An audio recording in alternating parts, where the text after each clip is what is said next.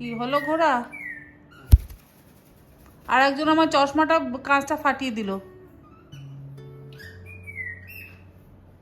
এই যে এবার তো লেজটা আমি টেনে ধরে রাখবো আগো। হ্যাঁ দেখ ওর যত উপদ্রব, আমার চশমা আমার টিপ নিয়ে। হ্যাঁ ভুলে গেছে। ওরে দাদা এসছে তো, ভুলে গেছো? এই দেখ বেটে পাগো হয়ে গেছে, দেখেছিস? আমাদের বেটে পাগো। তুই কেন আমার চশমাটা তুই ফাটালি বল বল। হ্যাঁ দেখ না, দেখ কটাস করে চশমার কাঁচটা নিয়ে ফাটিয়ে দিল। উফ, এদের নখ ফাইল করতে হবে, তা তো আমার চলে গেল রে। উফ, পুরো অবশ হয়ে গেল, পুরো জাস্ট অবশ হয়ে গেল। কি হয়েছে?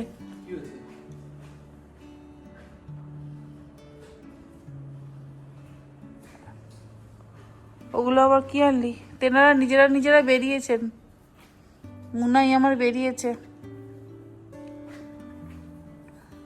মুনাই দাদা এসছে। ছোটুকেও আদর করো।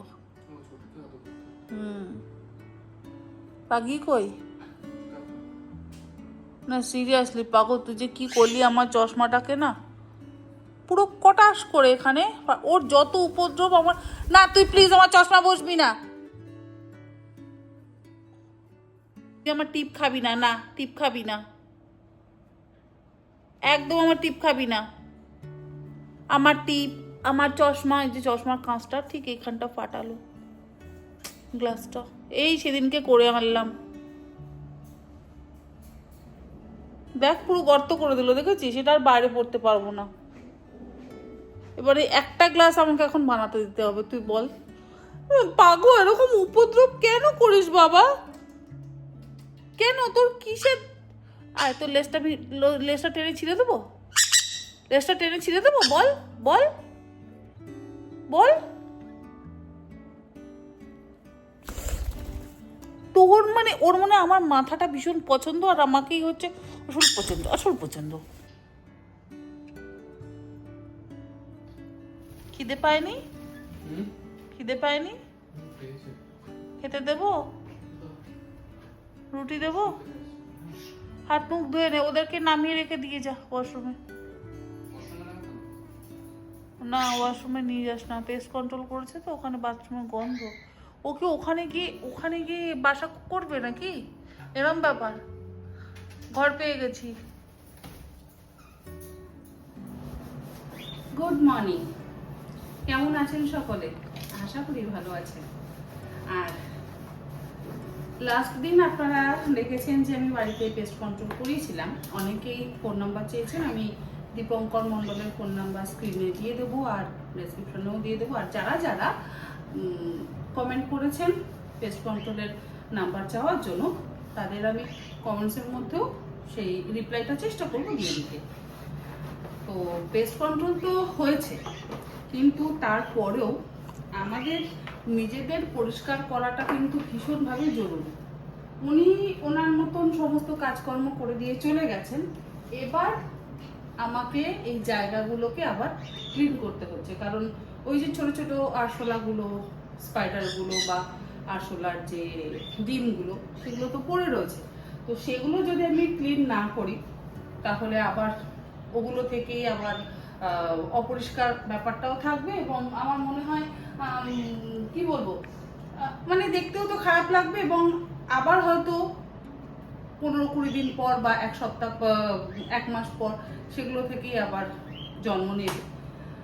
তো আমি আজকে আবার একটু ডিপ ক্লিন করতে শুরু করেছি। সবসময় ক্লিনিংয়ের ওপরেই রেখেছি আমার বাড়ি, আমার কিচেন, আমার ঘরের সমস্ত জায়গা। তো যেহেতু পেস্ট কন্ট্রোল হয়েছে, কিচেন দিয়েই আবার নতুন করে শুরু করেছি। আর এই বাস্কেটগুলোর মধ্যে আমি এক্সট্রা যেগুলো থাকে, এই যেমন দুধ, তারপরে চকলেট বা আমাদের স্পুন, টিস্যু, এগুলোকে কিন্তু রাখি।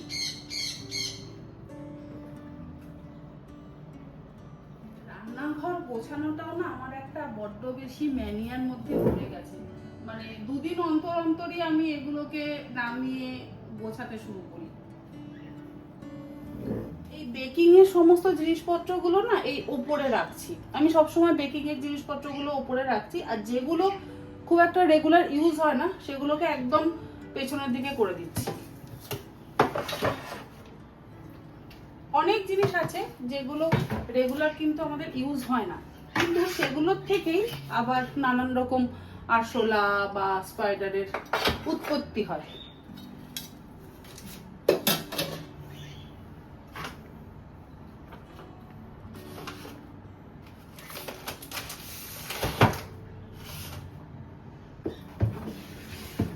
একটা বাস্কেটের মধ্যে করে আমি দুধের প্যাকেটগুলোকে এখানে রাখলাম, কারণ নিচে আমি দুধের প্যাকেটগুলো রাখি, সেখানে রাখলে রাজু বলছে যে লোড বেশি পড়ছে, তো আমি সেই জন্য জায়গাটা চেঞ্জ করে দিচ্ছি।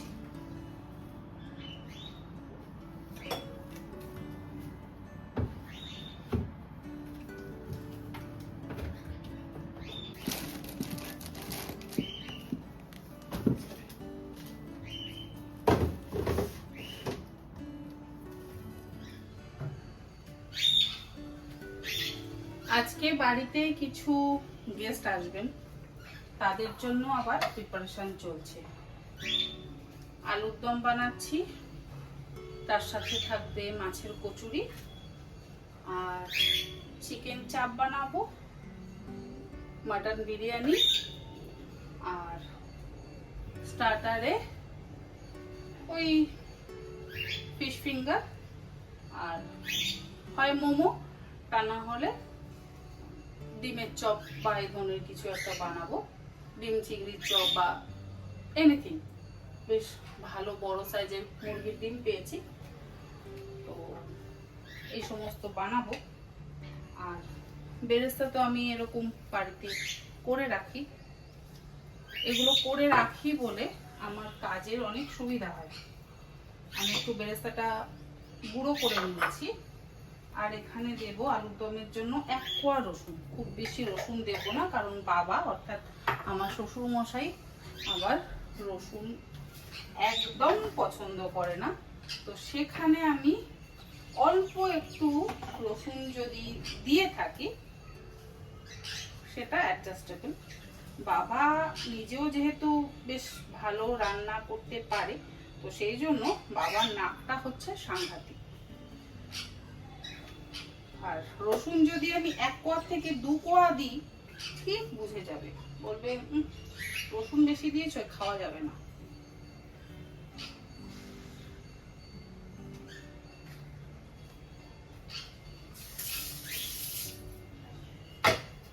বেরেস্তাটা আমি তো গুঁড়ো করে নিয়েছি ভাজার পর, ঠান্ডা হয়ে গেলে।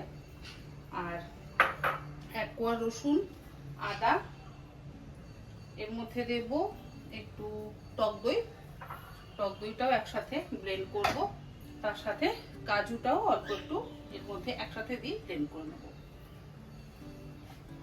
আর 1 প্যাকেট দুধ নষ্ট হয়ে গেছে, আমি সেদিনকে ওই প্যাকেটের যে দুধগুলো হয় সেগুলো নিয়ে এসেছিলাম, তো দুধটা নষ্ট হয়ে গেছে, তার জন্য আবার ছানা কাটিয়ে নিলাম। ছানাটা একটা আলাদা পাত্রের মধ্যে রেখে দিই। যা গরম, আমাদেরই অবস্থা শোচনীয়, সেখানে আবার দুধ।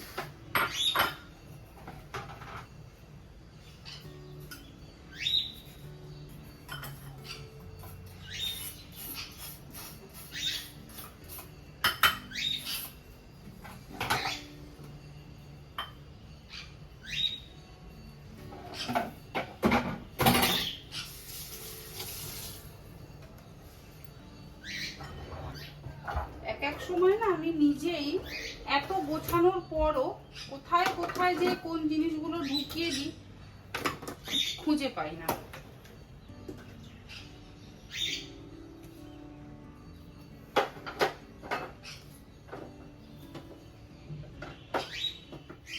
যদি একসাথে টক দই দিয়ে ব্লেন্ড করি তাহলে আর আলাদা করে টক দইটা আমাকে ফেটাতে হবে না।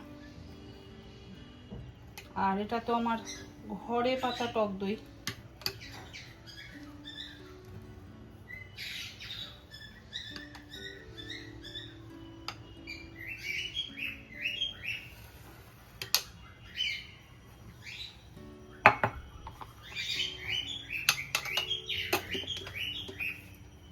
এর মধ্যে দেব অল্প একটু কাজু।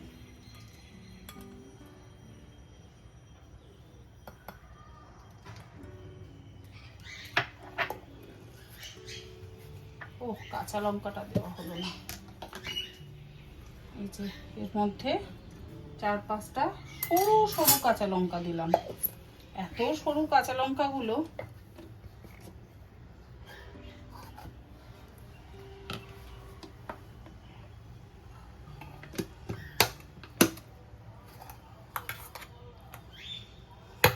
মশলা আমাদের আলুর দমের জন্য রেডি।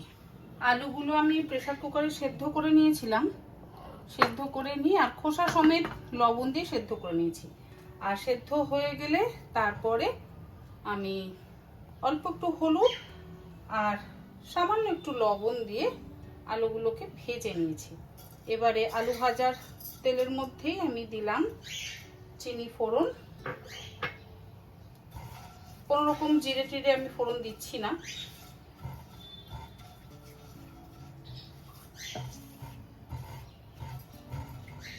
একটু চিনি ফোড়ন দিলাম, তারপরে বাটা মশলাটা দিয়ে দেব। আর দেব একটু গরম মশলার গুঁড়ো। গরম মশলার ফোড়নে দিচ্ছি না, গরম মশলার গুঁড়ো দেব।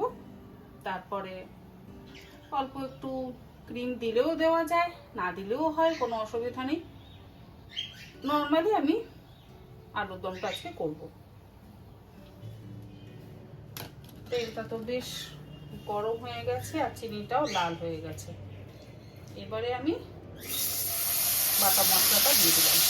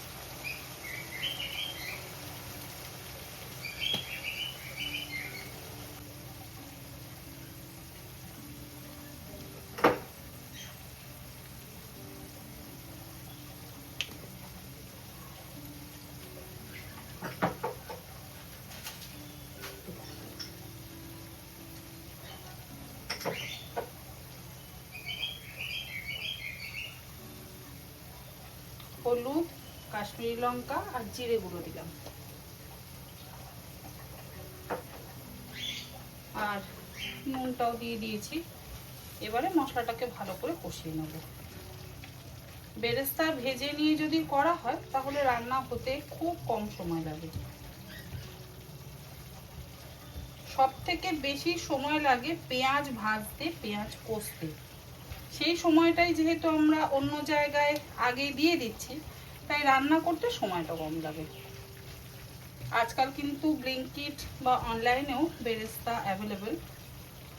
যদি কারোর ইচ্ছে হয় তারা কিন্তু ব্লিঙ্কিট বা অ্যামাজন থেকে, অনলাইন থেকে আর কি কিনতে পারেন রান্নার সুবিধার্থে। মশলা ভালোভাবে কষানো হয়ে গেছে। আমি এর মধ্যে গরম জল দিয়ে দিলাম। আর গরম জলটা দেওয়ার পর এবারে ভাজা আলুগুলো দিয়ে দেবো।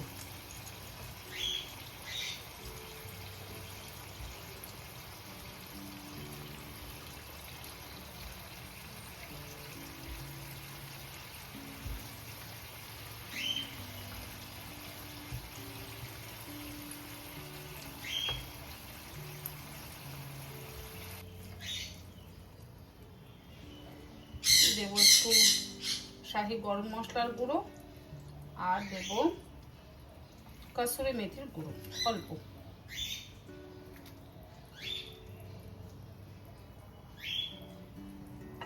কয়েকটা কাঁচা লঙ্কা দিলাম। কাঁচা লঙ্কাগুলো এত সরু সরু, কি বলবো, ঝালও নয়।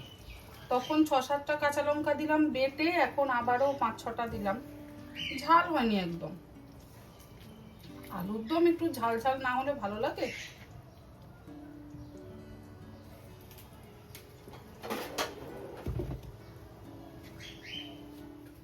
আজকে আপনাদের একটা জিনিস দেখাই। এই হচ্ছে আমার ঘরে তৈরি করা পুদিনা পাতা। ভীষণ ঝাঁকড়া হয়েছে, ভীষণ ঝাঁকড়া হয়েছে। চাটনি বানাবো বলে আজকে একটু কাটবো। আর মাথাটা যদি কাটি তাহলে আবার সাইড থেকে বাড়বে। এই মাথাগুলো আমি কেটে দিচ্ছি।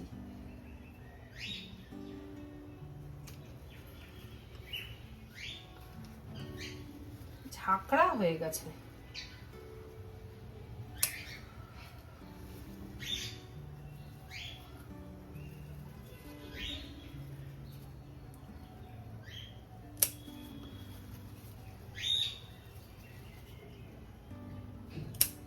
বাজার থেকে আমাকে আর পুদিনা পাতা কিনে আনতে হয় না, একদম ফ্রেশ পুদিনা পাতা আমি ঘরেই পেয়ে যাই। আর কিন্তু লাগবে না, এতেই হয়ে যাবে। ভালো হয়েছে না পুদিনা পাতার এই গাছগুলো? আজকে এই দিকটা কাটলাম, এগুলো খুব মোটা মোটা হয়ে গেছিল। এর আগে আমি এগুলো কেটে দিয়েছিলাম, কাটার পর ডালপালা অনেক বেরিয়েছে, তাই এগুলো একটু সরু সরু ছোট ছোট। এগুলো আবার পরে কেটে দেব। এরপরে যখন আবার চাটনি বানাবো বা কোনো ড্রিঙ্ক বানাই তখন আমি কেটে দিই। আর এই যে এইটা এরকম এদিক থেকে বেরোচ্ছে, এটাকে আমি একটু মাটিতে দিয়ে দিচ্ছি, শেকড়টা যাতে মাটির মধ্যে যায়, তাহলে এদিক থেকে আবার গাছগুলো বেরোতে থাকবে। আর বৃষ্টির জল পায় তো খুব সুন্দর হয়েছে। আমার যতটুকু দরকার আমি ততটুকু এরকম ভাবে ছাড়িয়ে নিলাম। এই যে ছাড়িয়ে নিলাম, এই পাতাগুলো আমি বাটবো। আর এগুলোকে একটা আলাদা, খুব বেশি তো লাগে না চাটনিতে, অল্প কটা পাতা আমি বাটবো। আর বাকিগুলো এরকম জলের মধ্যে দিয়ে রাখবো, দেখতেও ভালো লাগবে আর পাতাগুলো একদম সুন্দর সতেজও থাকবে। আলুর দম আমার একদম রেডি। কালারটাও খুব ভালো হয়েছে আর খেতে তো অবশ্যই ভালো হয়েছে। আর শেষের দিকটা আর আমার দেখানো হয়নি, আমি একটু শাহি গরম মশলার গুঁড়ো ব্যবহার করেছি, একটু কাসুরি মেথির গুঁড়ো ব্যবহার করেছি, আর চিনিও একটু দিয়েছি।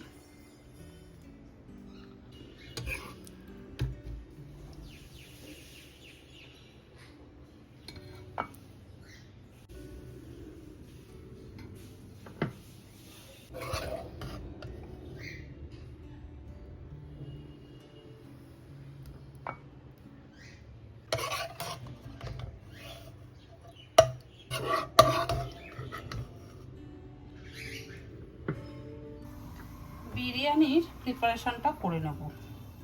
2 কেজি মাটন আছে, এখানে আমি দিলাম 2টো মিডিয়াম সাইজের পেঁয়াজ, আর যেহেতু রসুনের কোয়াগুলো বেশ বড় বড় সেই জন্য দিলাম 2 কোয়া রসুন, আর একটা ছোট কোয়া রসুন দিলাম। আর তার সাথে দিচ্ছি এখানে আদার টুকরো, আর দেব সরু সরু ছোট ছোট 1 2 3 4 5 6 6টা কাঁচা লঙ্কা বেটে নেব। মশলা বাটা হয়ে গেছে। ভেবেছিলাম একটু খোসা সমেত কাঁচা পেঁপে দেব, কিন্তু আর দিচ্ছি না, আমি বাটিতে মশলাটা না আলাদা করে মেখে নিচ্ছি। এর মধ্যে দেব টক দই,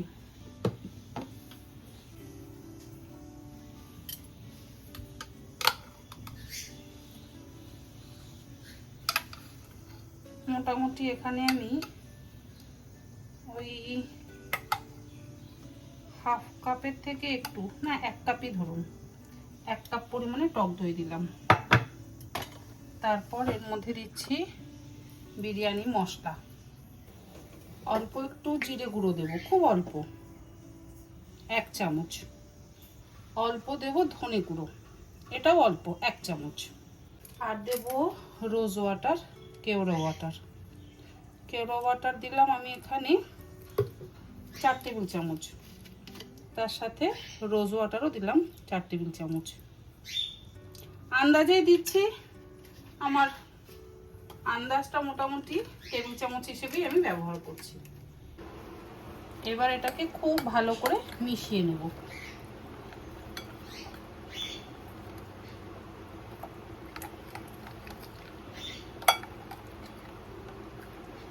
তারপরে মাংসটা এর মধ্যে দিয়ে ম্যারিনেট করব। ও হ্যাঁ, লবণটা দেব।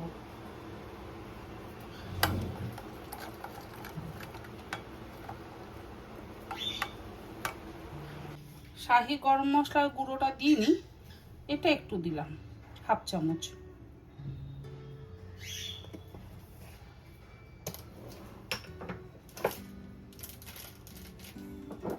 আর দেব অল্প একটু গোলমরিচের গুঁড়ো।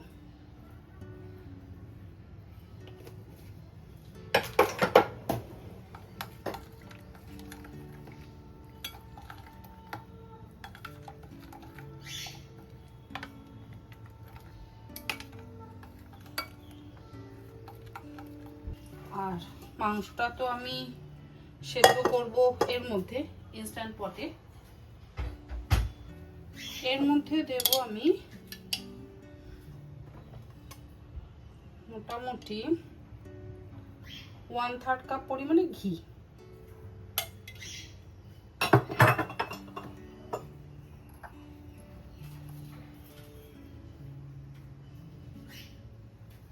এরপরে এর মধ্যে আমি এই মশলাটা দিয়ে দিলাম। এর মধ্যে আমি মাটনের পিসগুলো দিয়ে দিচ্ছি।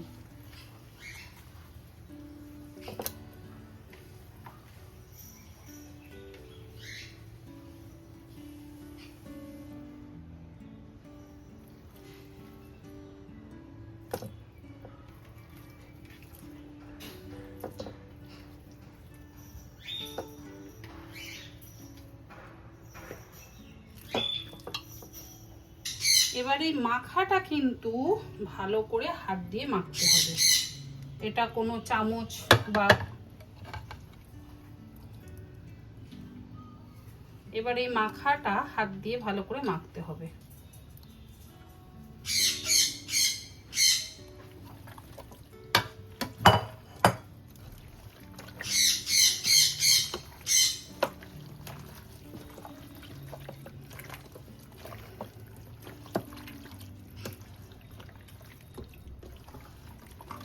যা জল বেরোবে, এই জলেই আমি আবার আলুটাকেও সেদ্ধ করব।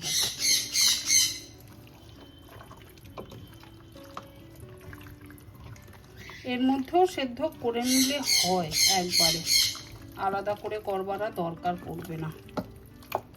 এর মধ্যেই দিয়ে দেবো।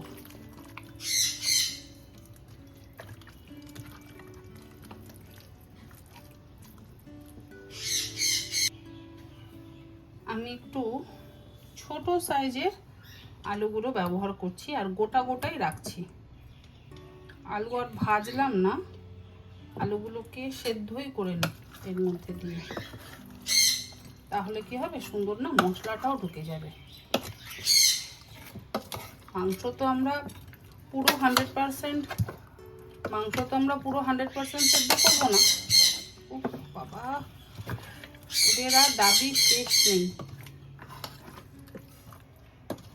মাংস তো আমরা মোটামুটি 80% কুক করব। একটু শক্ত নামাতে হবে, কারণ পরে বাকিটা স্টিমে কুক হবে।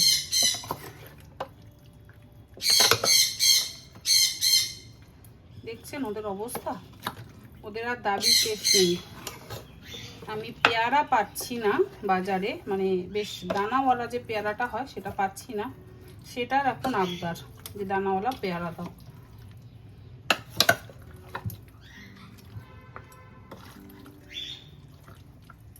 ভালো করে মেখে নিলাম আলু দিয়ে। এবারে আলুগুলোকে না ওপরে সাজিয়ে সাজিয়ে দেব, তাতে কি হবে আলুগুলো একদম গলে যাবে না, নিচে গেলে না আলুগুলো পুরো গলে যাবে, তখন আবার খুঁজে পেতে আমার সমস্যা হবে। আলুগুলো কিন্তু ওপরে দিলাম। আজকের এই ব্লগটা আমি এখানেই শেষ করছি, কারণ পুরো বিরিয়ানির পদ্ধতিটা যদি আমি আজকের এই ব্লগে দেখাতে যাই তাহলে ব্লগটা অনেক বড় হয়ে যাবে। আমি নেক্সট ব্লগে অবশ্যই আপনার সঙ্গে বাকি পদ্ধতিটা শেয়ার করব। আর আজকের এই ব্লগটা আপনাদের কেমন লাগলো সেটা অবশ্যই জানাবেন। ভালো থাকবেন সকলে। Good night.